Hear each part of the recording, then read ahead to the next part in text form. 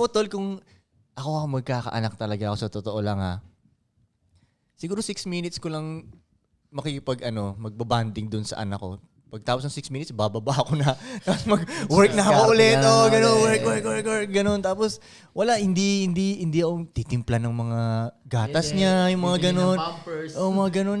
Hindi ko trabaho yun eh. Para sa akin, tol, kunyari, napagtimpla ako ng gatas, nag-fail yung nanay niya. Parang gano'n sa akin yun eh. What? May point. Napagtimpla mo, hindi ko trabaho to ah. Di ba, nag-guess mo, trabaho ko, i-secure yung future nyo eh. Hindi yung trabaho, pagtitimplahin mo ako ng gatas dito. Ngayon, iisipin ng iba, sabihin nila sa akin, sama mo naman tatay.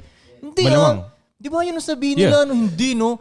Para sa akin nga, tol, tama yung ginagawa bilang mo. tatay, tol, nag-waste ka nga ng time pag nagtitimpla ka ng gatas. Imbis na Make nandun money ka, ka dapat. gumagawa ka ng pera doon para ma-secure yung pamilya mo, nagtitimpla ka ng gatas. Koy, Jobs ang pinaka-high school dyan. Nagkakarga ka ng bata.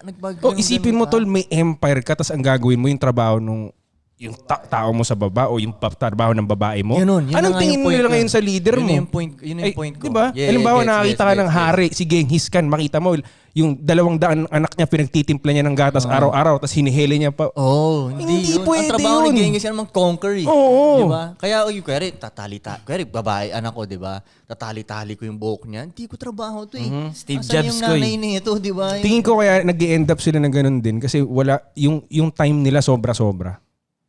Oo nga, no? Yeah. Sobra yung Kaya oras sila nila eh. Wala nagkaganon silang eh, no? better Totoo. something to do with their Hindi, time. totoo. 8 hours na siya Oo nga, nagtrabaho. tama, Pag uwi tama. ko, wala na ako masyadong gagawin. Ano yung pwedeng gawin dyan? Tama. Kasi kung may gagawin ka na pang make money, hindi mo ipagpapalit Kasi yun. ako para sa akin, ang trabaho ko bilang tatay, Better future eh. at maging amazing, gagawa ko magiging pa. amazing. Kailangan ko maging amazing. Kailangan maging proud siya sa'yo eh. Yung tingin ng anak ko sa akin, like, mataas ba? Tapos gagayahin niya ako, kumbaga maging example ako sa kanya, di ba?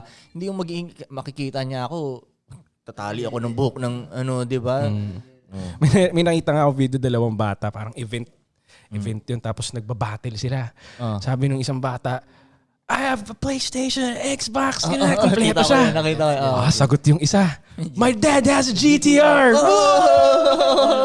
Tapos sa usapan, di ba? Dapat ganun, no? Parang mapagmamalaki mo yung tatay mo ba? Yung tatay ko yan, no? Panis yung tatay mo sa tatay ko. O sparring tatay mo, tatay ko. Ganun, no?